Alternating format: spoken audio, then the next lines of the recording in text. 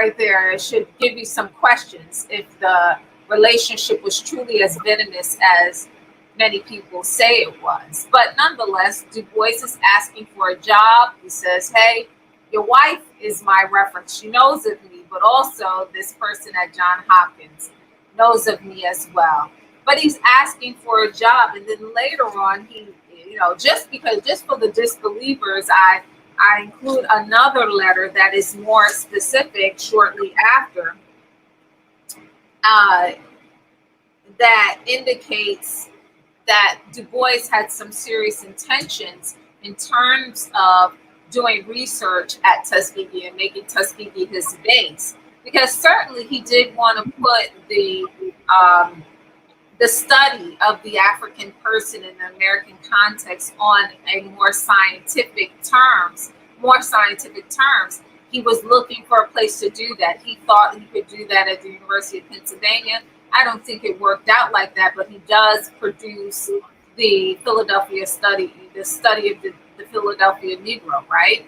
So he does get into what would seem like a sociological perspective or a sociological study of the African population in Philadelphia. But even before he gets there, he is talking to Washington about his plans on how to do this on a larger scale at Tuskegee, and how to make this part of the program, right? So part of Tuskegee's curriculum, so to speak. He writes, and this is from Du Bois. I'll tell you when he, I can't tell you the date, but this is actually in the Booker T. Washington papers. And actually, if you get the book, you'll see the citation. Nonetheless, it is part of the Booker T. Washington papers, and this is the actual letter. Quote, "Dear Mr. Washington, I feel I should like to work at Tuskegee if I could be of service to you. My idea has been that there might gradually be developed there a school of Negro history and social investigation, which might serve to help place more and more the Negro problem on a basis of sober fact. I think that in time, various colleges like Harvard, Chicago, Johns Hopkins, and the UPenn would join in supporting such a movement. What do you think? At the present, I just know how I could be of service.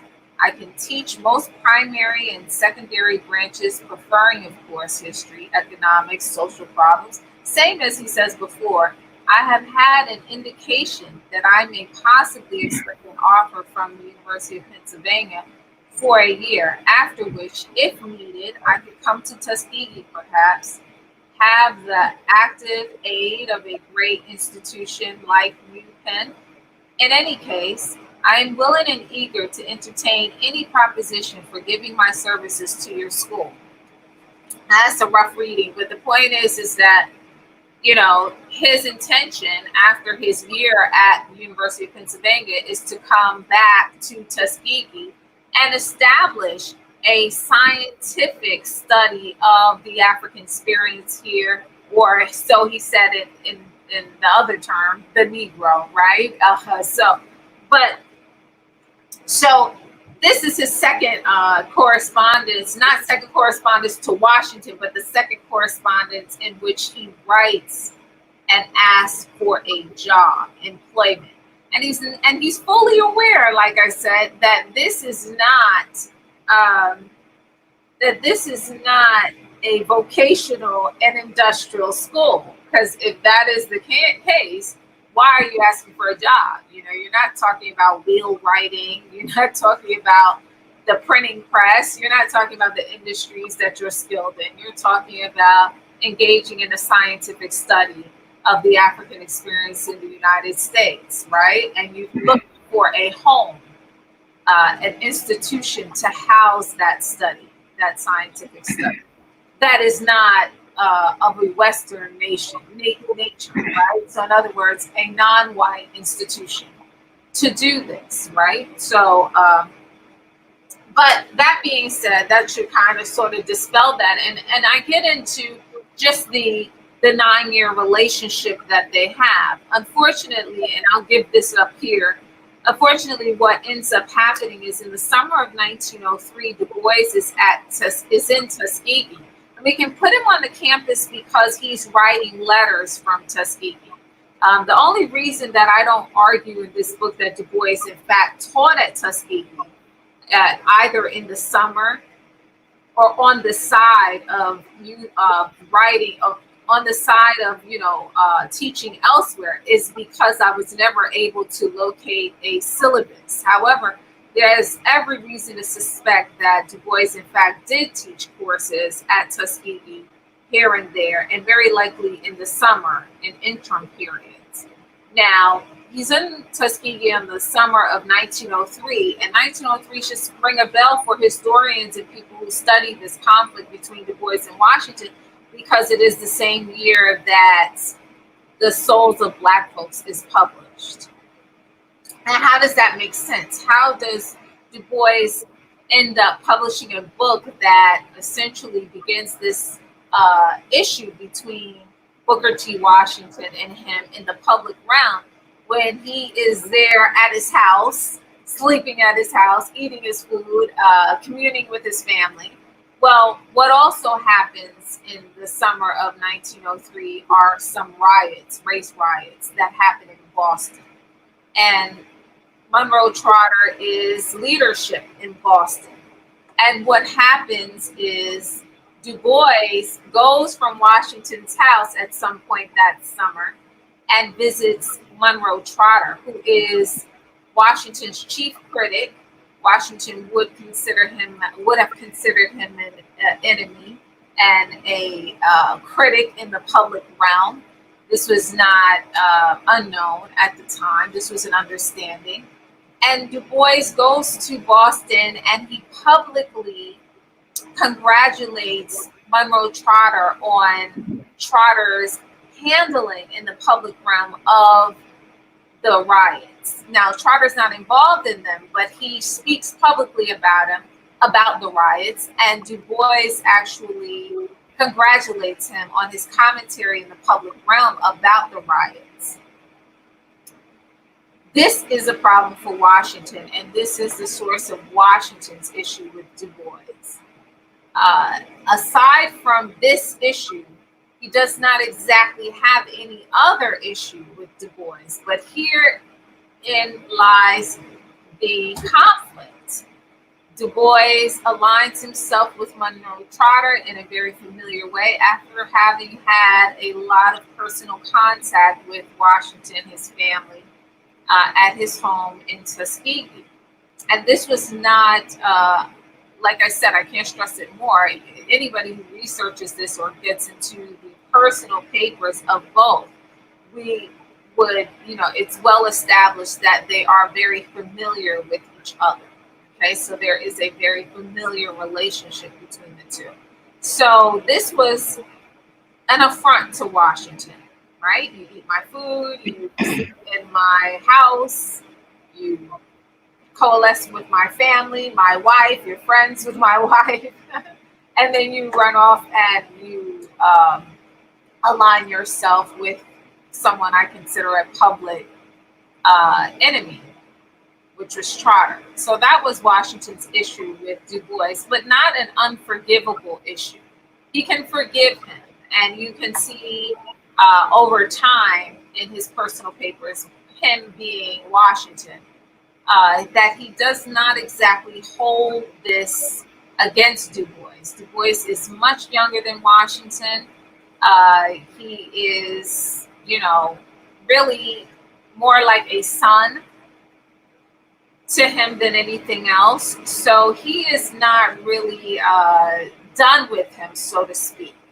However, Du Bois is seething always about what I mentioned, which is Washington's use and abuse. So it's very likely that in their dealings, Du Bois had always had this position, had a personal opinion about Washington's ability to silence him or anyone else like him, and had in his presence, very likely silenced many people.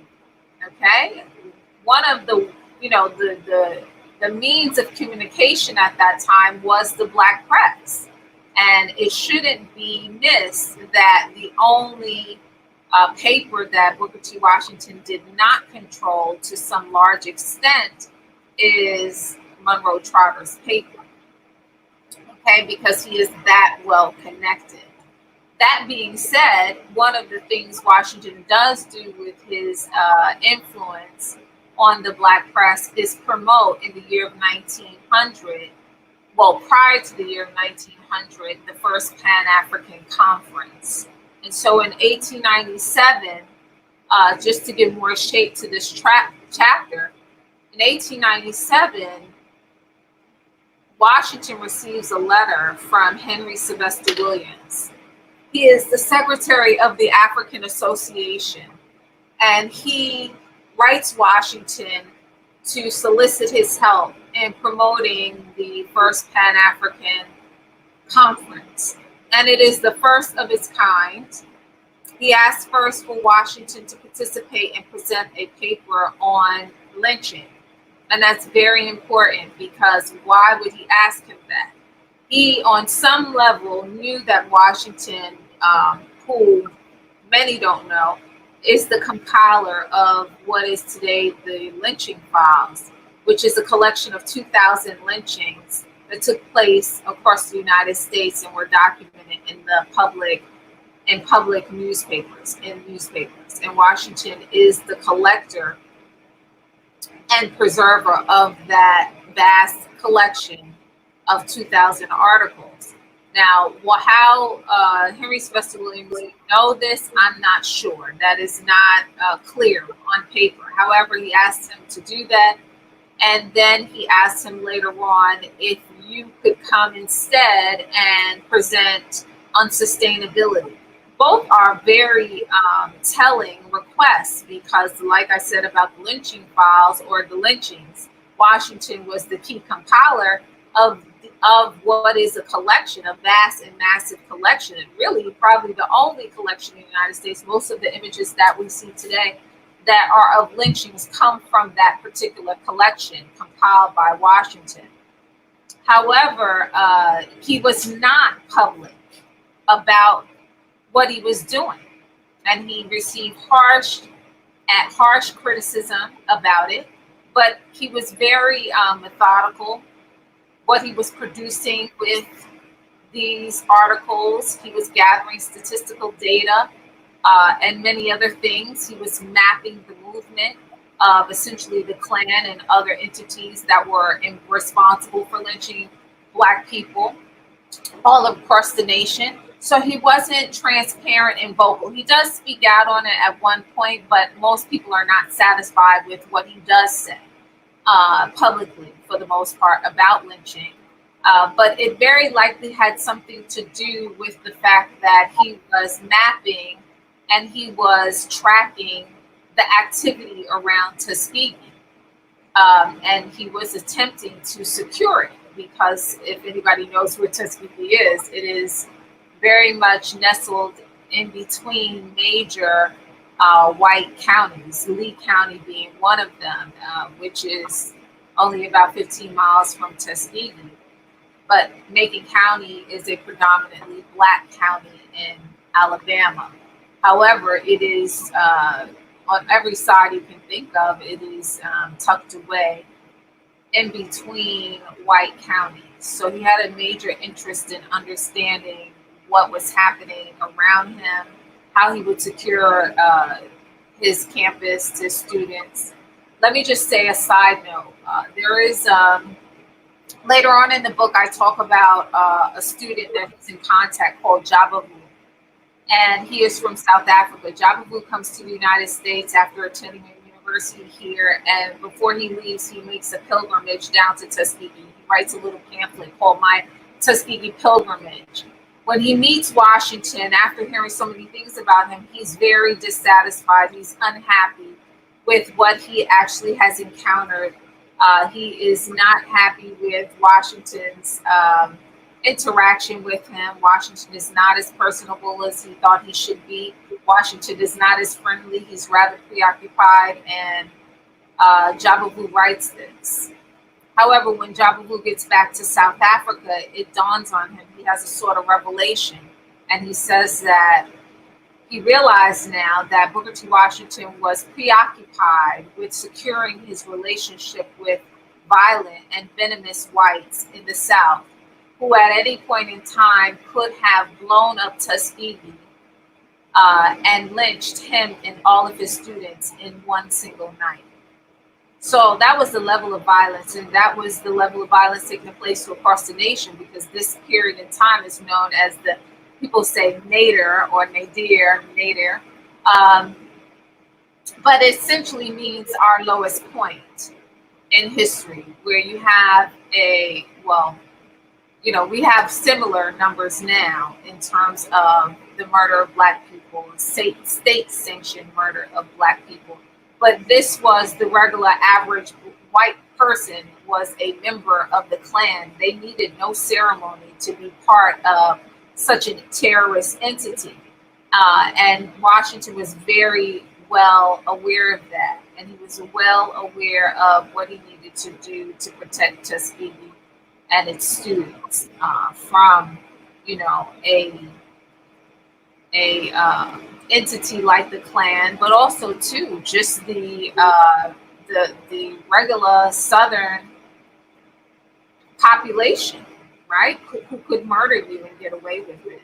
So my point in mentioning that is that Washington would not have told everything he knew about the litany of lynchings going on at that time, because of the simple fact that he had an invested interest in collecting that data and protecting his students.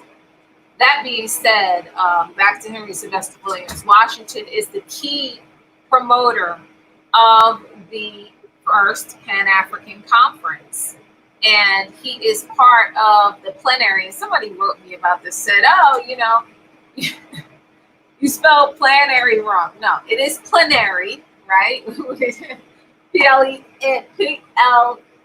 P-L-E-N-A-R-Y, and that is historically at that time how they are spelling the word. You could spell it another way, plenary sessions, which is how we tend to talk about. But if you look at the word, that is what is historically used. But so he is part of the plenary sessions leading up to the first Pan-African Conference. However, he does not attend the conference. It is not because of Dubois. It is not because of his conflict with Dubois. He is up to something else. And he is not in conflict with Dubois in 1900, okay, when the first Pan-African Conference takes place. They are still on good terms because, as I noted before, he would be at Washington's house even in the year of 1903 when Souls of Black Folks is released that fall.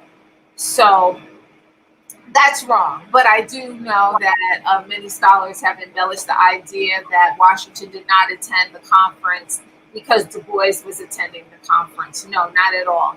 Washington supports Du Bois' attendance at the conference.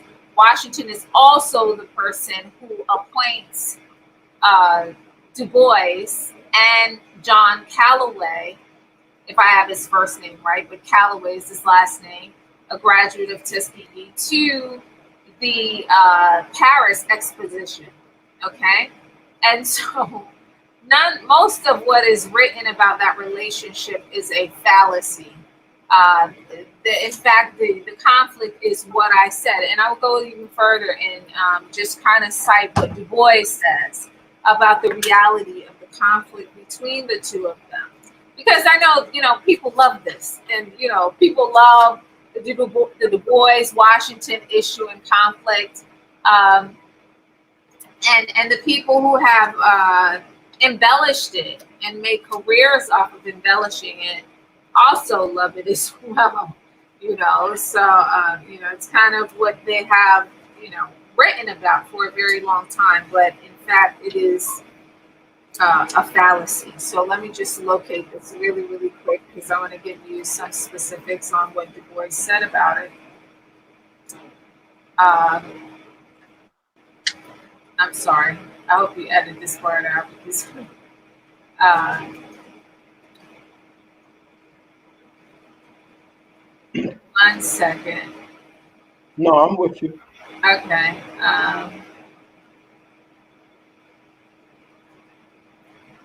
Well, Let me just, okay. So, okay. So he,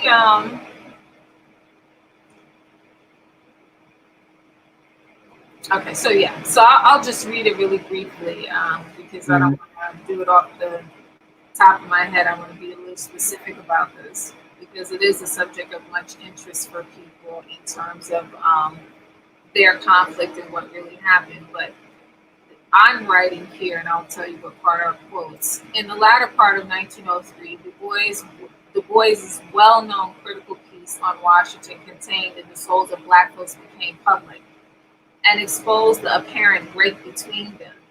The book challenged Washington's agenda and criticized his failure to participate in the demand for social and political equality in the U.S.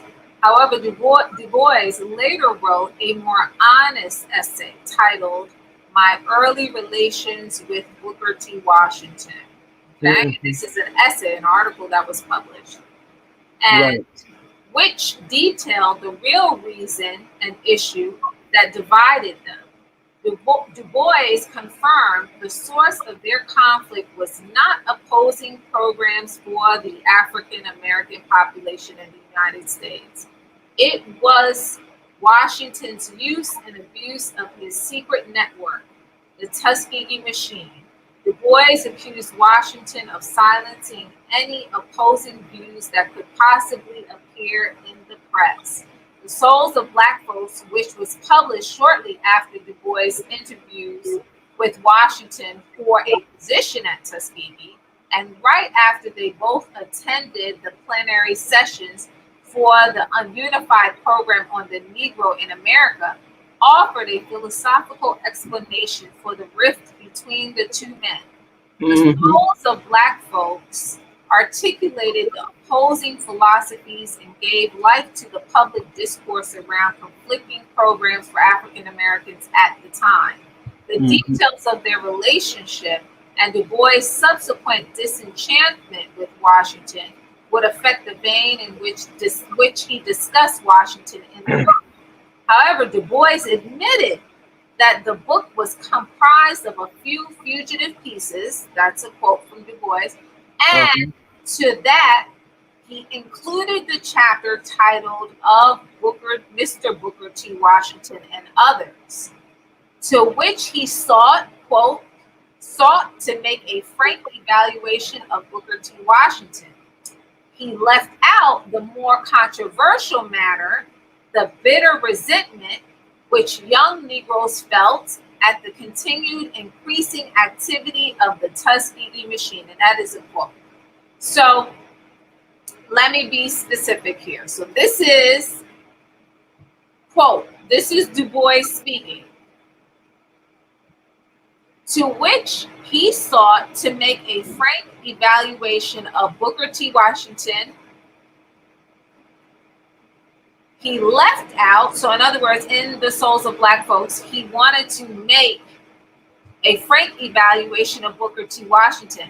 However, what he left out was the more controversial matter, the bitter resentment which young Negroes, and this is Du Bois talking, the bitter resentment which young Negroes felt at the continued increasing activity of the Tuskegee machine. That is actually, and I'll tell people where they can get that. This is W.E.B. Du Bois, and the essay, it's actually a chapter in a book now. The essay itself, or the chapter, is called My Early Relations with Booker T. Washington. And it's in a book called it's in a book called Autobiography of Race Concept, published by Harcourt Brace in 1940. right? So, all you real researchers, you need to jump in there and do your homework and see what the origin of that is, and read it for yourself. Okay. Because Du Bois in depth talks about the fact that he embellished, right? He made Right. up this thing because he was, and listen, we have to respect him for that. He did not want to talk about his real personal conflict with Washington, right, in the public realm. So he embellished, this idea that he was moving on along the scholar activist path. He was advocating and activist for social and political rights, and that he was not looking to build industries and produce teachers and all of that kind of stuff. However, he embellished to the point of fallacy in the sense that he knew Tuskegee was an industrial vocational school. He knew Tuskegee had several disciplines in the social sciences, namely history, which he had a PhD in. And so he over embellished. He later on, though, in 1940, when this book comes out, he obviously is far more honest about it. Like, that wasn't really my real issue with him.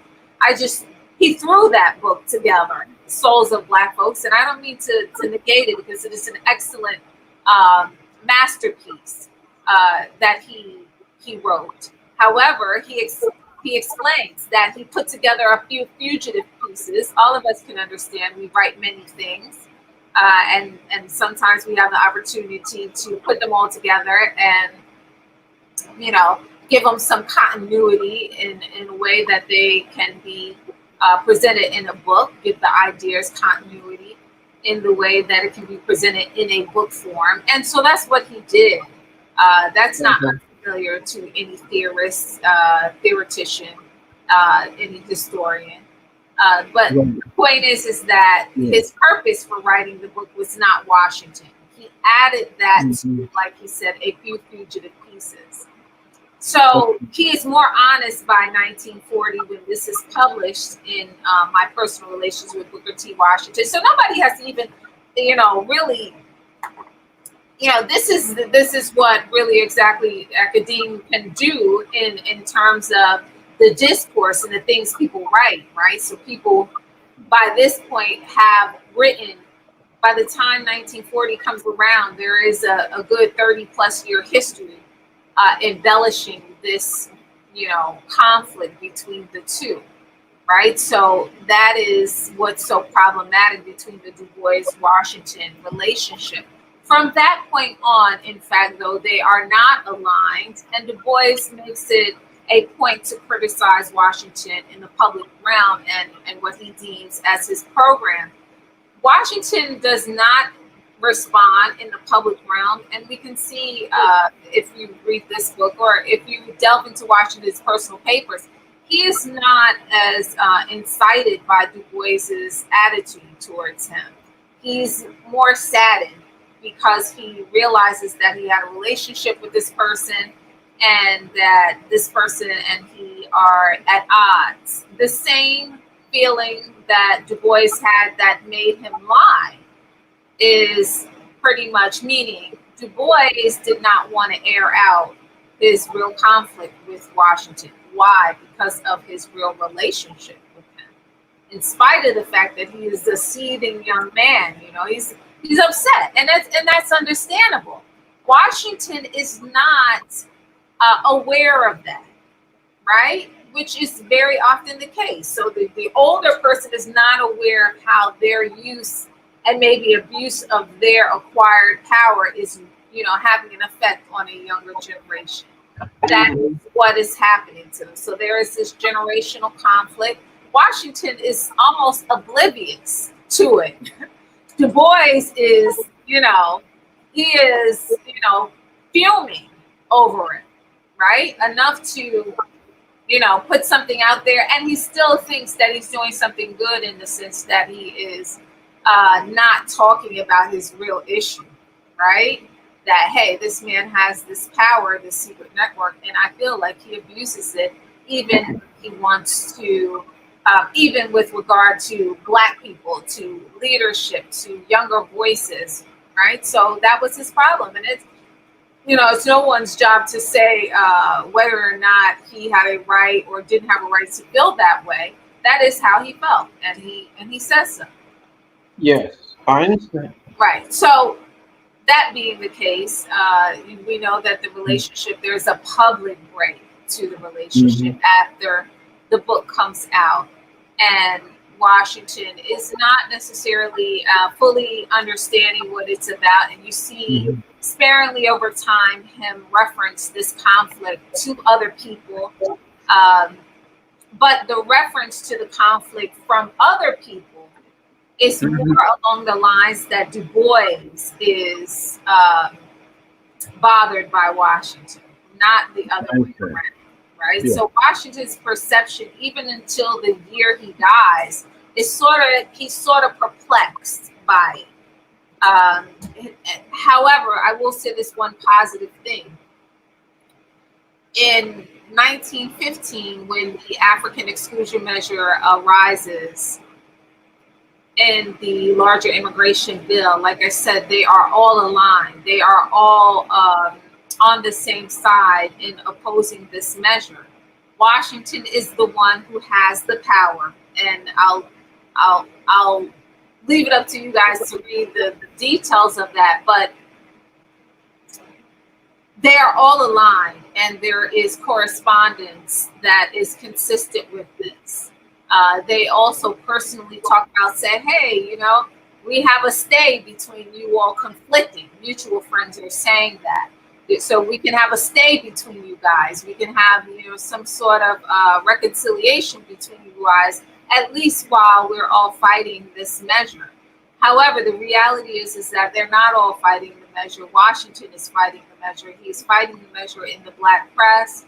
He is fighting the measure with his secret network, who actually goes there and lobbies the Congress and interrogates and challenges American politicians, particularly congressmen, on how they will vote in reference to this measure.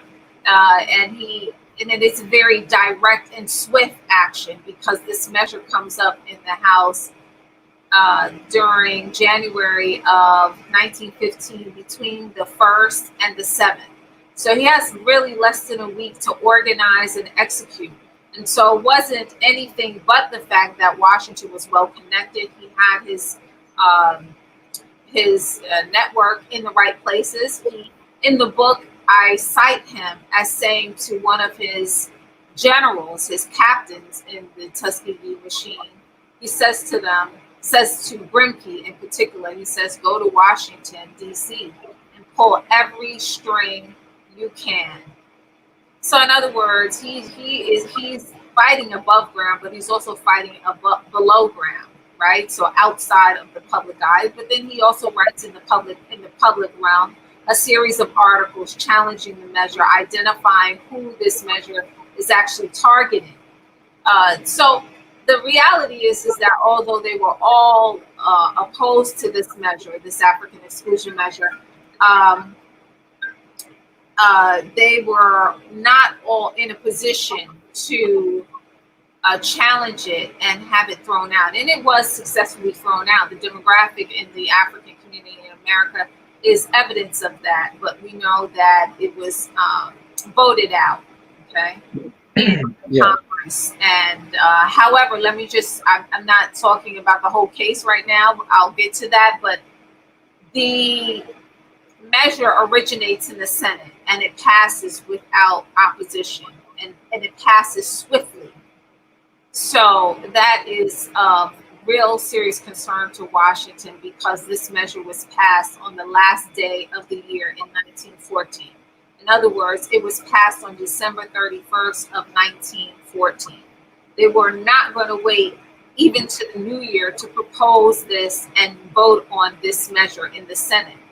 They propose it as a result of the completion of the Panama Canal, which, as most people know, the Panama Canal is where it runs through Panama, and it is actually something, a series of chambers, locks that elevate ships to pass over the land.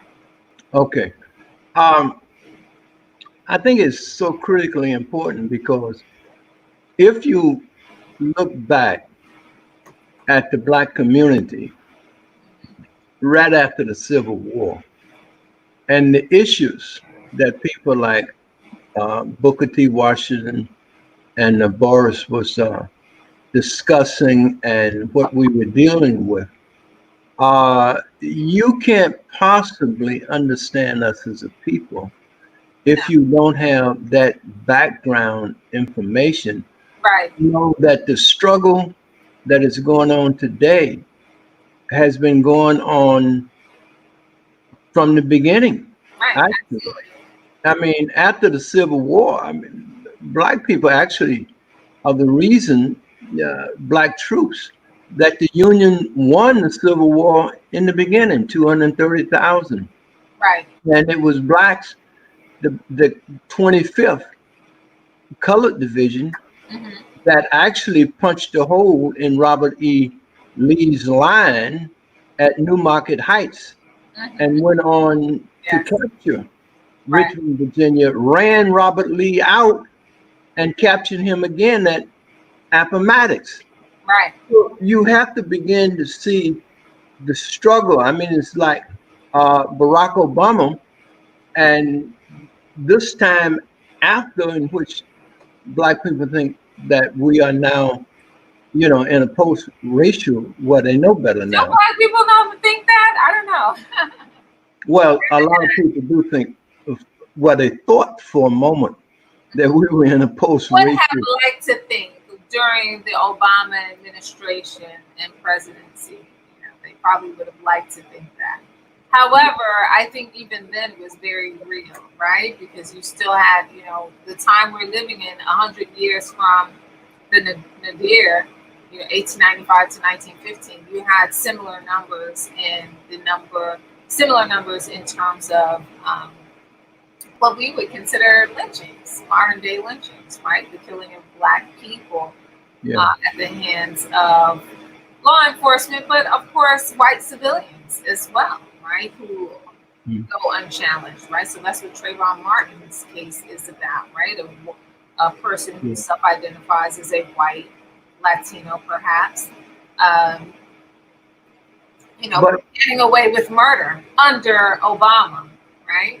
correct. Don't get me started now. I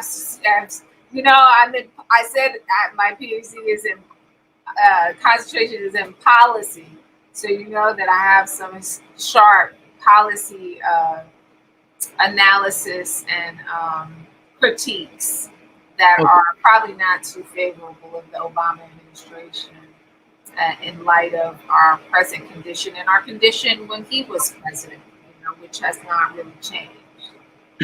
What I wanted you to bring out is that after emancipation, Hmm. you would not have thought that African people could have amassed such progress among themselves. Right. How did they do it? What was their preparation even before the Civil War that led them to Right. the ability to come together to build institutions like Tuskegee?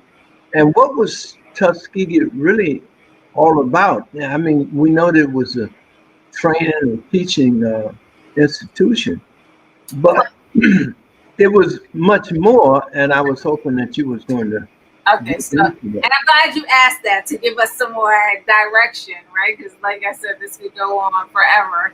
Uh, it's interesting that we're doing this today also because yesterday was a Founders Day for Tuskegee University. It's Tuskegee Institute, or the Negro Normal School at Tuskegee, was founded in 1881, July 4th. So July 4th, 1881. And so I'll just tell you a brief story about that so that I can put it into context. So most people know Booker T. Washington to be founder of Tuskegee, or the first president of Tuskegee, and principal of the institution. But the story is a little bit deeper than that. There was a man who survived slavery, and by larger American society, very likely is unknown. His name was Lewis Adams.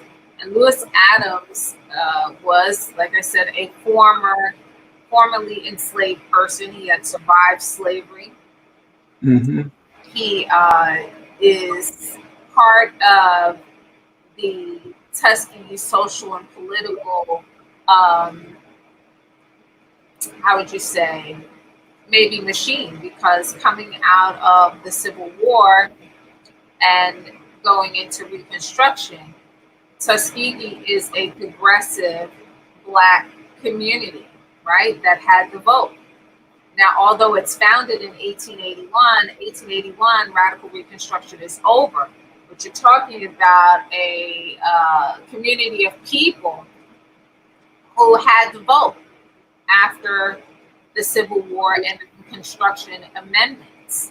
So Lewis Adams was one of those people who was politically astute. If you read Kwame Ture's book, Black Power, he talks about Tuskegee and the political astuteness of that community that is rooted in that Reconstruction period. Nonetheless, Lewis Adams would organize the Black vote in favor of a man named Foster, Senator Foster of Alabama. Foster goes to Lewis Adams to do so because, like I said, Lewis Adams was a progressive leader in the Tuskegee community. Lewis Adams organizes the vote in favor of Foster. Foster is the incumbent and he is reelected. When Foster comes back to Lewis Adams, he is attempting to reward him, I guess, pay him in some form for this political favor. And he asks him, what did he want in return? And Lewis Adams responds, a school for my people. I think that's one of the most profound things because it spoke to who we were at that moment in time. This man who had survived enslavement could have asked for any number of things, could have probably asked for some land, probably could have asked for a horse and buggy, a team of oxen, or anything, right? Because Tuskegee is rural, so let's be clear, this is not an urban center. Although politically astute, you know, the people at the time politically astute, but still, it's still rural Alabama. Right. He says, I want a school for my people. So it's his unselfish and selfless act that initiates the Negro Normal School at Tuskegee, because Foster goes to the state of Alabama, and on the state level, he gets an allotment for $2,000, a stipend, for the Negro Normal School at Tuskegee. But this $2,000 a year stipend is only for teachers. There is no building, no structure, no supplies, no teachers at this point, just an allotment for when you get them. No funding of any other kind, no other resources. And so it is then that this council that Lewis Adams is part of, they write Armstrong at Hampton University, where Richie Washington was in fact a student and at this time was a teacher. And they request from Armstrong a recommendation for a teacher. And Armstrong recommends Booker T. Washington. And that relationship really needs to be critiqued because I think that there's some misunderstanding about their relationship. Nonetheless, he sends Washington. And so in many ways, you know, Booker T. Washington is known as the president or first principal of Tuskegee, but Lewis Adams was the conceptual founder of Tuskegee University or Tuskegee Institute or the Negro Normal School at Tuskegee, as it was originally known as.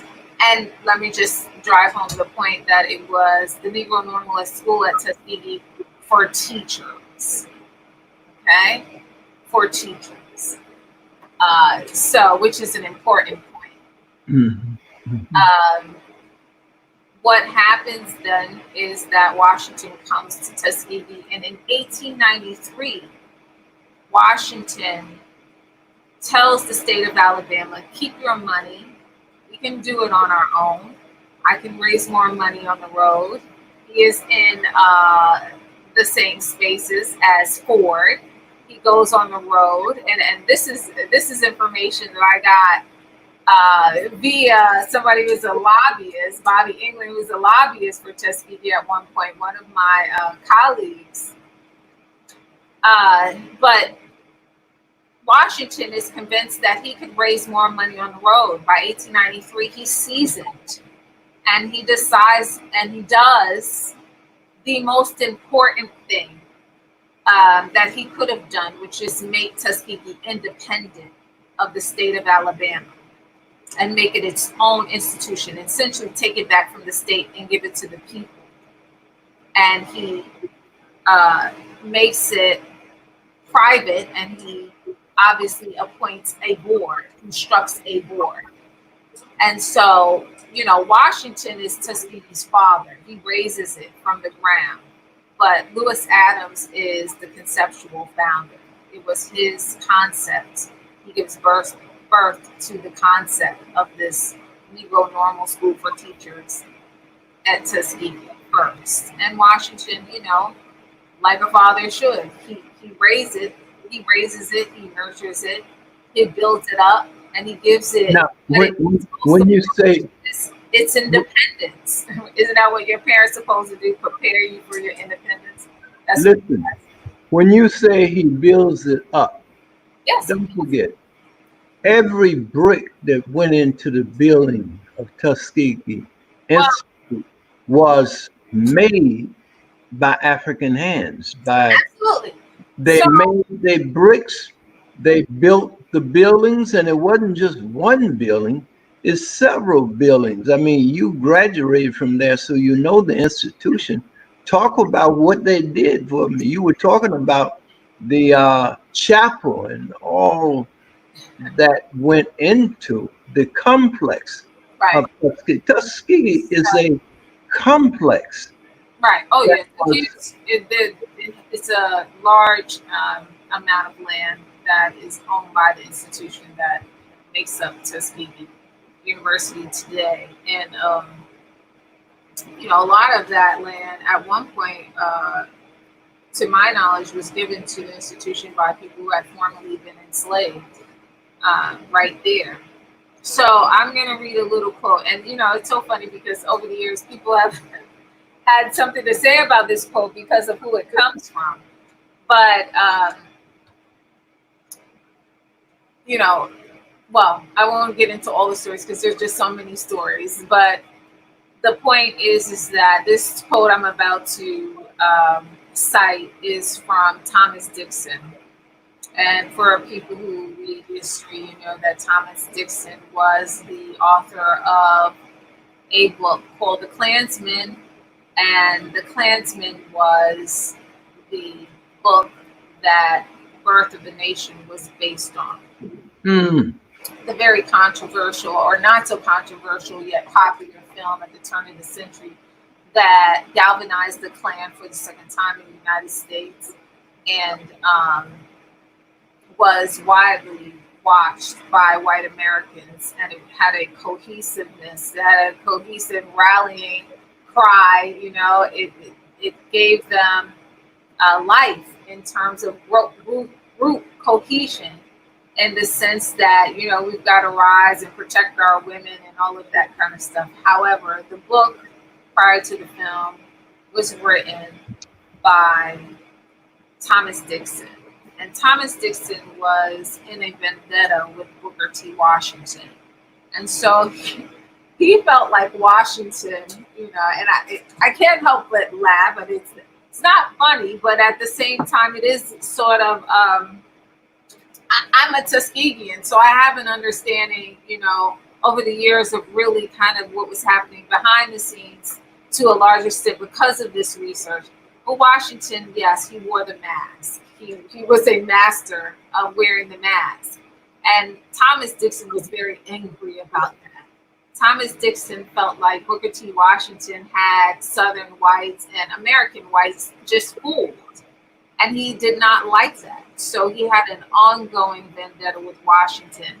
He tried to air Washington out in the press.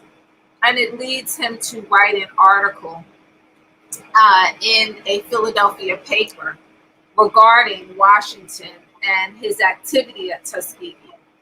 And so let me tell you up front where this comes from. The article title is called Booker T. Washington and the Negro, Some Dangerous Aspects of the Work of Tuskegee. It was published in the Saturday Evening Post, Philadelphia, and it was published in August of 1905, volume 178, for anybody who's interested in it.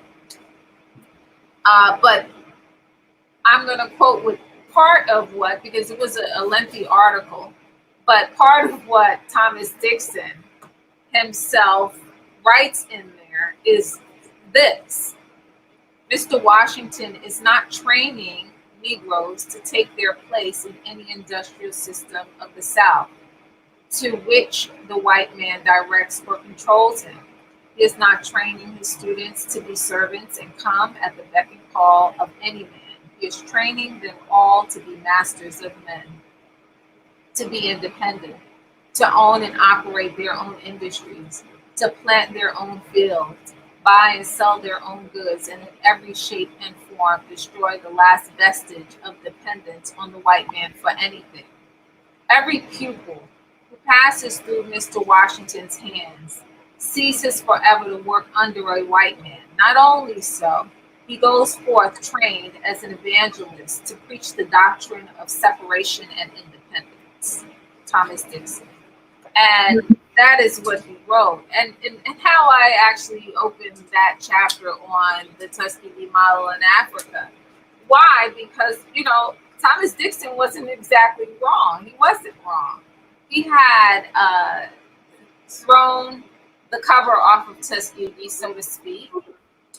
It wasn't a vocational school. It wasn't simply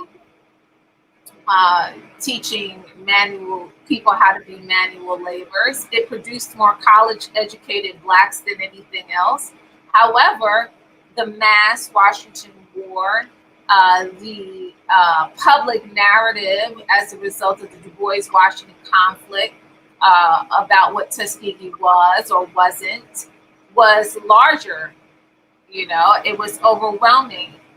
In the public realm, people accepted, people had bought into it. Washington was safe, right? And he's saying, no, this man is up to a whole lot more than you all understand. And let me break it down for you. And he does. He delineates all the things he sees as dangerous about Tuskegee, aside from noting that Washington is not producing manual laborers, that he's producing masters of men.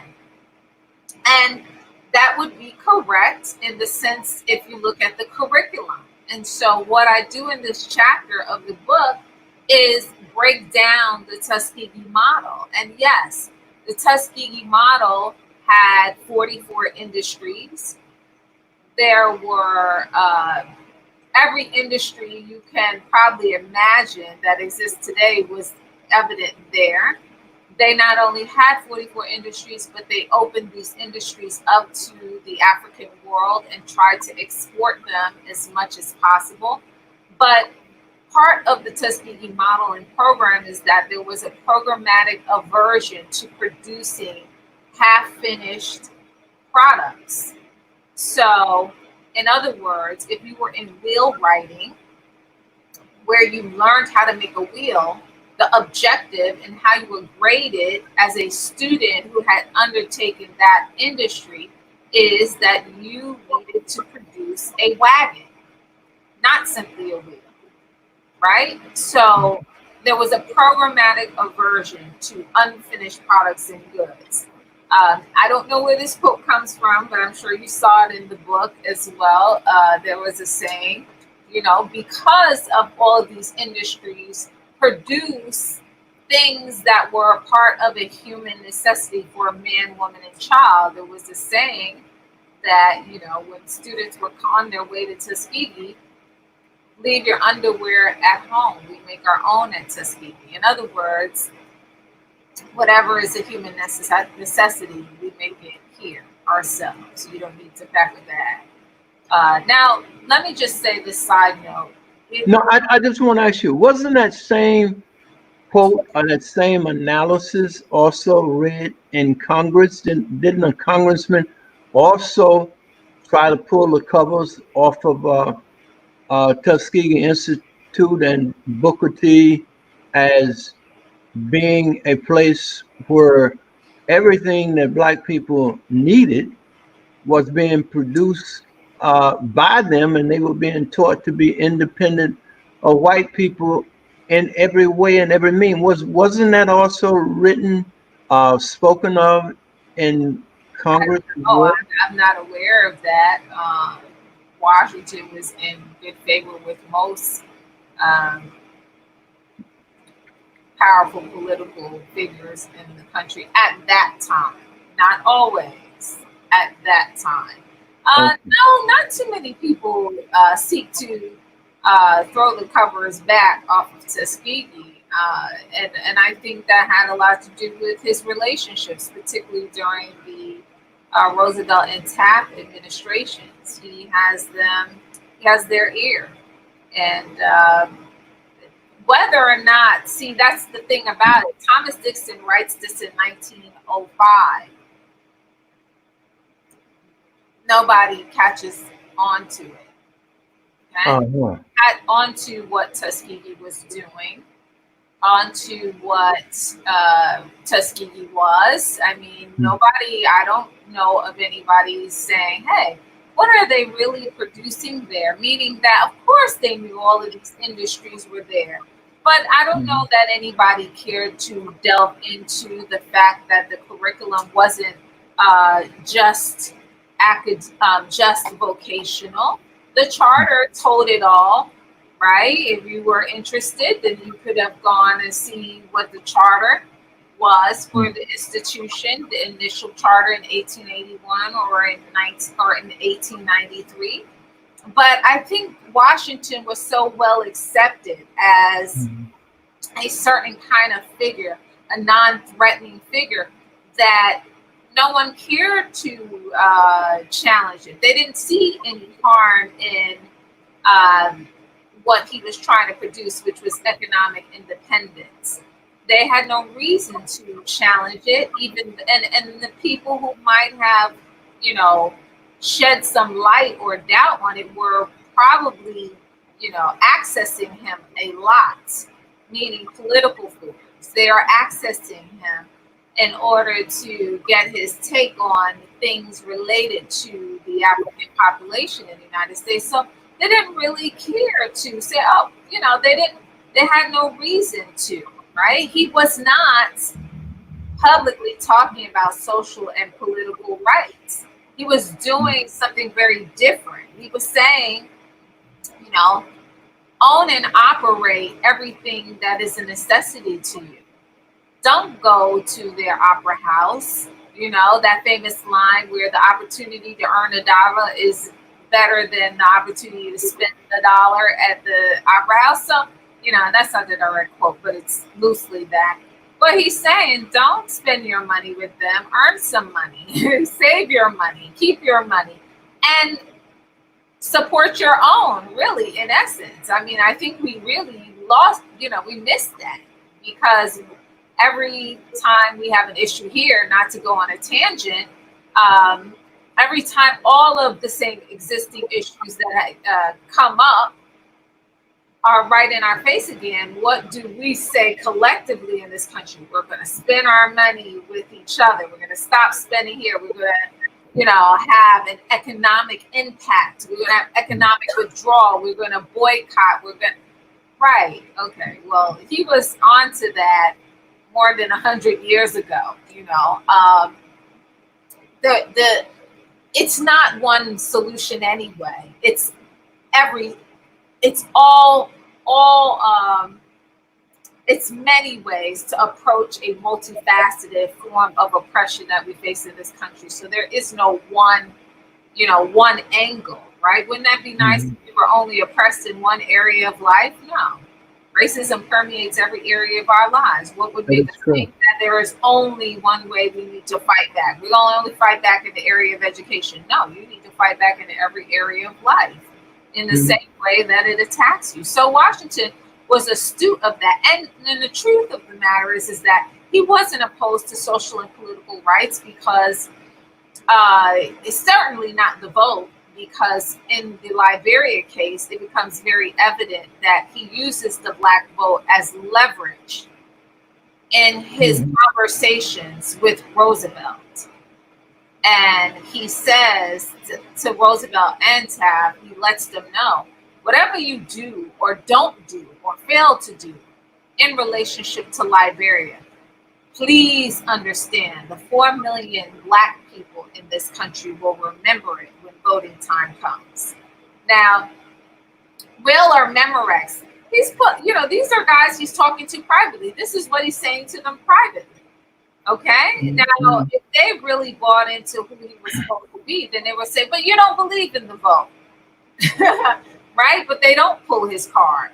Okay? Because they know he believes in the vote. Right?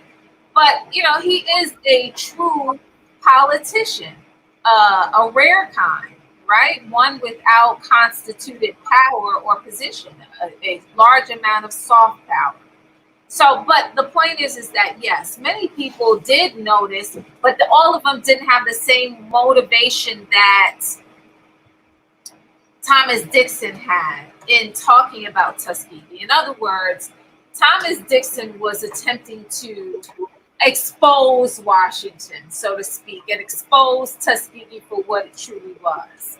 And part of my research when I started studying the Tuskegee model was to look at the fact that, is what Thomas Dixon's saying, what he's saying, is it true?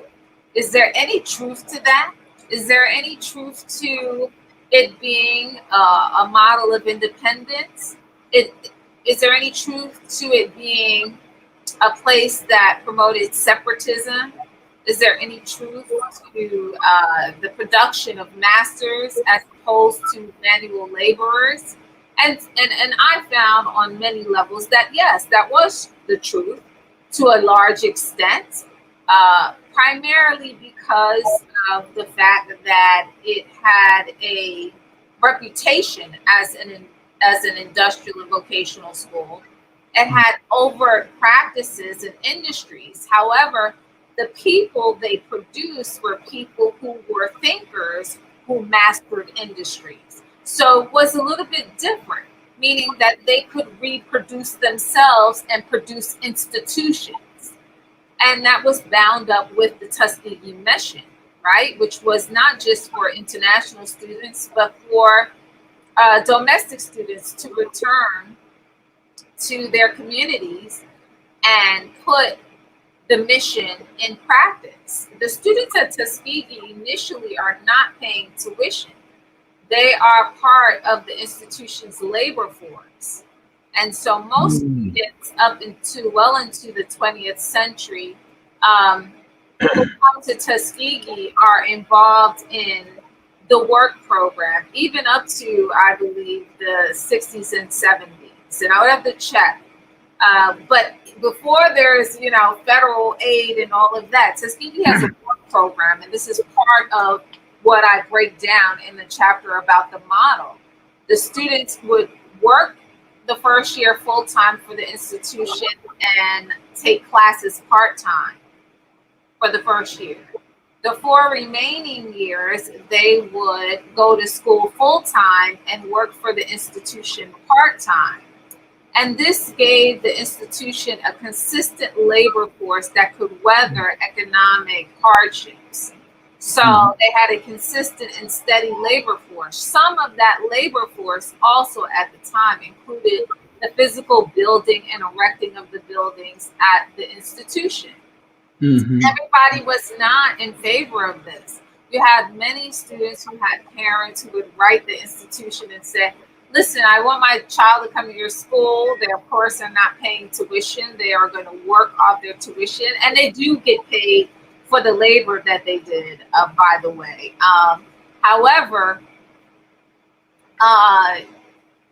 some students, their parents, and this would be an interesting research topic for whomever wanted to do it, but you know, a whole study could be done on the fact that there were many parents who had objections to their children being forced or assigned to manual labor. And I wouldn't want to say forced because there was not, you know, it wasn't slavery.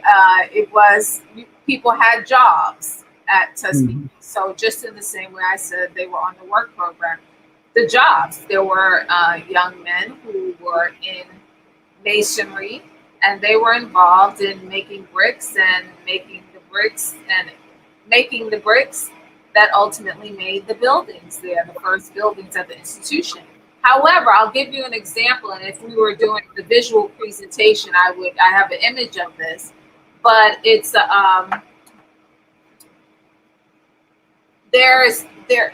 as much as they had the skill set and the science of these industries down pat, because it was a school for teachers, you had a course in brick masonry, which emphasized the theoretical side of it, right? So an academic course in brick masonry.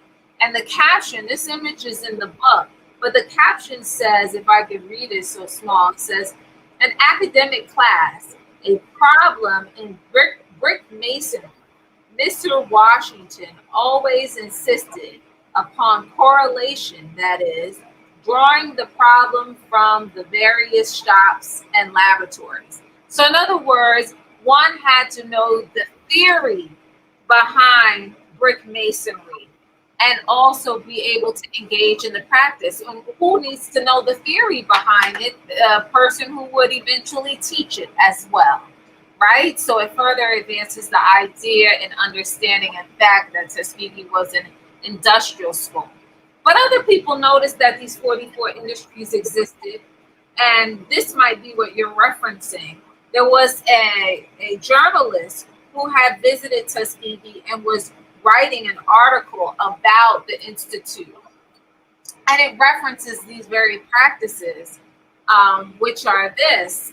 He says, matter of fact, his name is Arthur Evans, and he was writing for the Chicago Record Herald. And he wrote in Working Out the Race Problem, which was a article. He writes, a school, Tuskegee is not a school in the ordinary sense of the word. It's a city in itself, a community that dominates a whole county.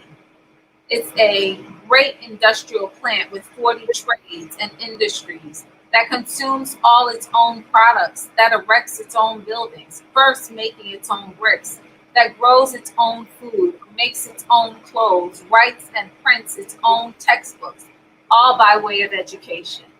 And so Thomas Dixon, yes? No, I'm hoping that we're going to be able to continue this. Interrogate that more? Sure. But one of the things, I gave you a videotape. Yes. Bishop Luke Edwards and their attempt in Utah, Alabama, which is not too far from Tuskegee, by the way. Okay. Their attempt to model Booker T. Washington's theories and also the practicality of what he was doing. Now, you saw the video. Can you speak on the video and their attempts to be independent, to make everything? I'll let you talk on this. Right. What did you think of the So, document? well, I thought it was very interesting. I mean, the correlation that I can draw is the fact that one, the concept of ownership, right? So, with Tuskegee, that was one of the larger pieces there. This desire to own, right? So, Tuskegee is one of the few institutions that do own its property and acquired its property from the early contributors to the institution. So I saw in this model at Utah, Alabama, the obvious stressing of ownership, right? Land ownership, owning the property and being able to actually use it to your advantage, use it to your benefit, as opposed to, someone else owning the property and you can only lease or rent, in order to use it to your benefit in a business enterprise. So I saw that obvious correlation. But then the other obvious correlations were in the fact that everything there in this settlement, I'll call it a settlement there in Utah, Alabama, seemed to have a representation of most of the industries that they utilized, right? So a Yes. auto shop, right, with Yeah. mechanics, uh, Mhm. production there of so tires, right? So they're Right. also got a tire shop, which mechanic is a mechanic, but the tire industry is a whole nother thing, right? So Mhm. they had that. They had what seemed like a small supermarket. They had what seemed like a restaurant and a hotel. They also had young men who were there and who discussed erecting and building these houses that were on the property that they actually owned, right? So I thought that Yeah. that was very significant. It seems like a modern day replica of the Tuskegee model in the sense that most of their needs that they have were provided right there on this settlement for them. So they were the producers and the owner and the operators of these businesses right there in this one community. So I thought that that was very interesting.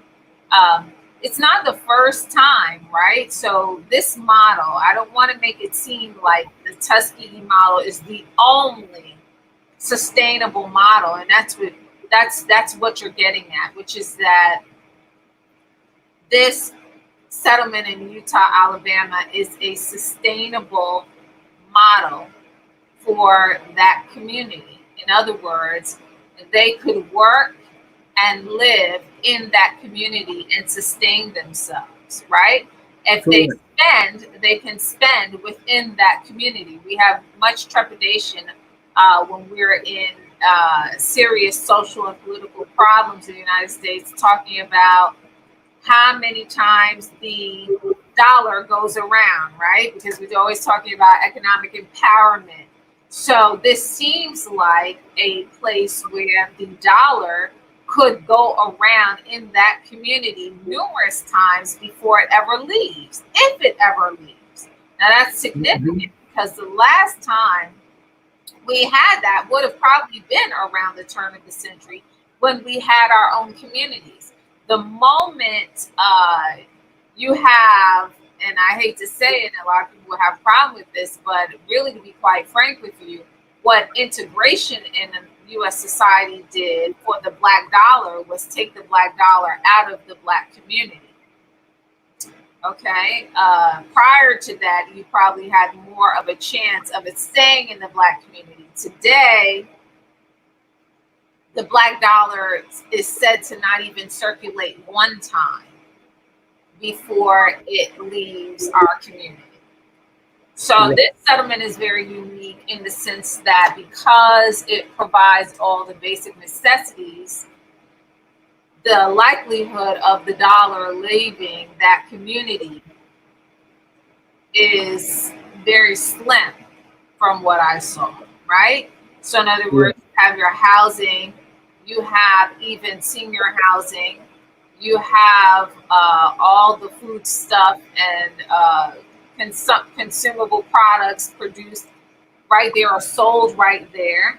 Okay, you have room for entrepreneurship within that settlement, meaning that there's space, but also space to house businesses, but also too, the interesting thing was the return on the businesses that were not from that community that were housed there, meaning land ownership allowed them to lease property to external businesses who in turn paid them. So Correct. even if they patronized a business that was not uh, owned and operated by someone within that settlement and community, because the land was owned by them, that business in turn still ends up paying them. Correct. Yes. So once again, so we'll spend with you. Just make sure you pay your rent on time. You know, so I thought that that was very interesting. And yes, I think it could be looked at and examined as indicative of the Tuskegee model, but just the sustainable Black industrial community model. Right. Where the people are producing what they consume. I mean, if you know, it's just like when people tell you, well, what should you invest in? Invest in the things that you consume. Invest in the things that you spend your money on, certainly. So I thought that that was a very interesting factor for that community, that they were in fact reinvesting in the community by spending money, right? And then Yeah. also too, there was another component I noticed, which was that things did not seem to be at an inflated price, primarily because the inhabitants had most of their basic needs met. So some of the things you seem to have bought, yourself included in the documentary, don't seem to be at market price.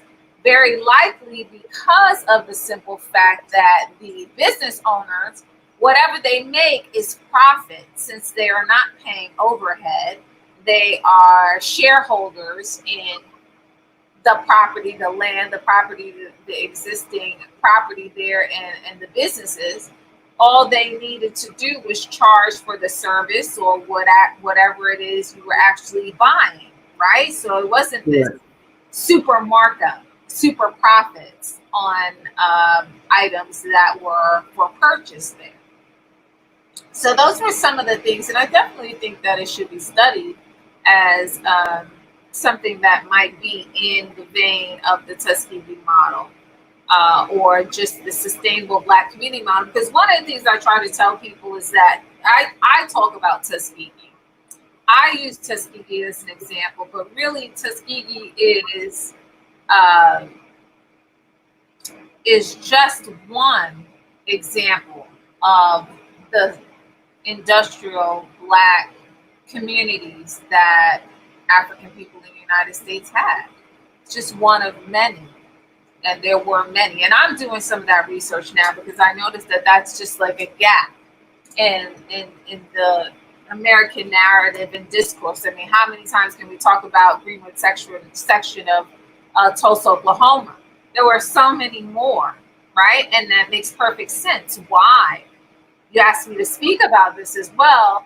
The reason why that would have been is because we African people in the United States had all of the skill sets coming out of enslavement, right? So we worked in every industry that existed in this nation. Therefore, we would have the skill set, and all we needed was the opportunity to actually do these things on our own. And that's not to negate the reality that many people went from enslavement right into sharecropping, and a whole bunch of exploitative practices that sought to exploit their labor and keep them enslaved. However, for those who were fortunate enough to be in each other's midst, and in community with each other and have space and have land, the industrial, the sustainable community, Black community model was natural. If you know about Mount Bayou and other places, the attitude was certainly that we want to be alone and maybe we'll re-engage you all. But for now, we need some land so we can do everything we need to do for ourselves. And we can live our lives in peace. We don't need to integrate with you. We will see you in the common spaces, but we don't need to live next to you, and we don't want to live next to you. It's dangerous. And so I think that people at that time were very acutely aware of that. So in the instances where they can get away from white Americans and have a piece of land, they do, and they form their own communities. And those are the largest number of those communities, or the existence of those communities, are around the turn of the century, right? Yes. By the time people are aware of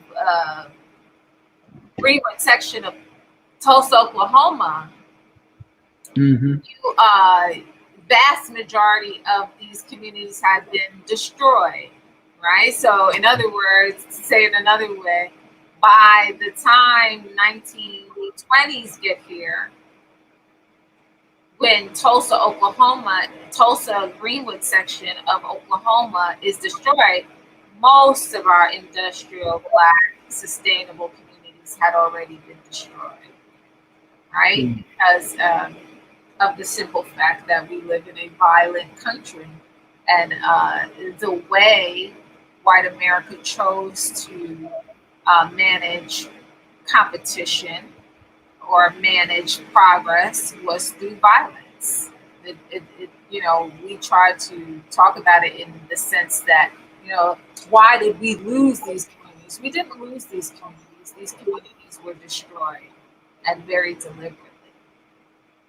So it's not a mystery, right? If your neighbor is someone who will burn you out overnight, it's no mystery. And then if you have racist policies in place that force you to never resume, that don't allow you to resume or rebuild, that's it. It's lost. It's for naught. And so one of the things I think I constantly challenge as a historian, and there's just a lot of work to be done around this subject matter of sustainable Black communities, is the fact that we did it already. It's already been done. There's nothing we're thinking of now that our ancestors didn't think of or didn't do. The reality is that we did it too well, and we did it too fast.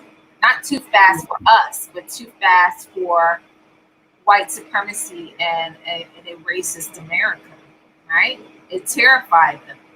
One of the cases, like I told you in the book, is the African exclusion measure.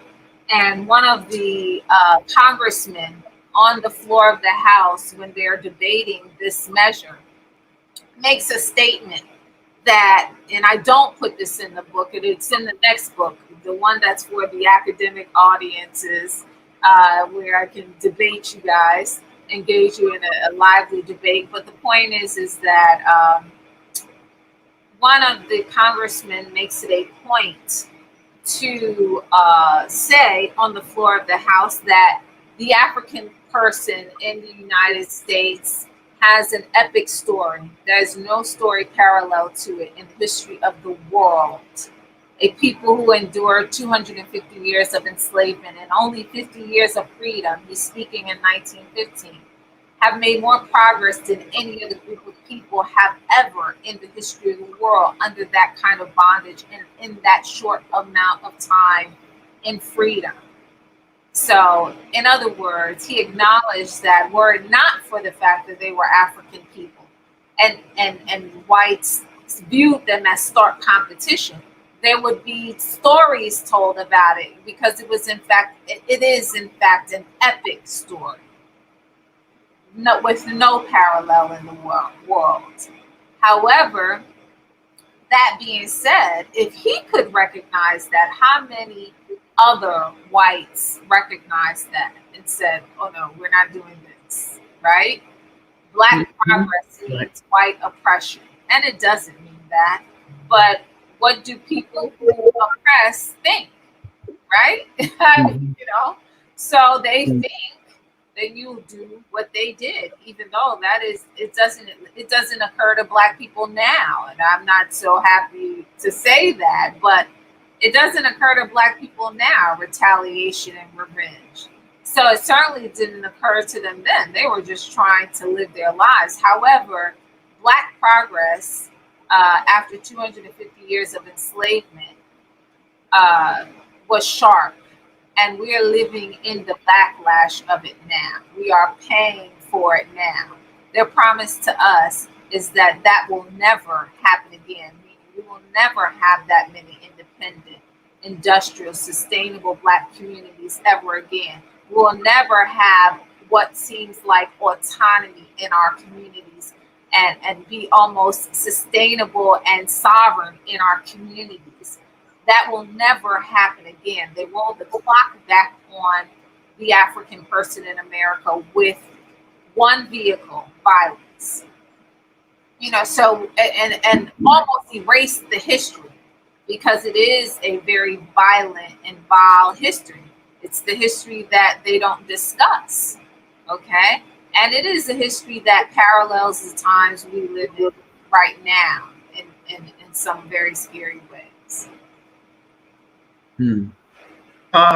Dr. Wright, I want to thank you. I'm looking forward for our next. Oh, is the next one? Yes, absolutely. Okay.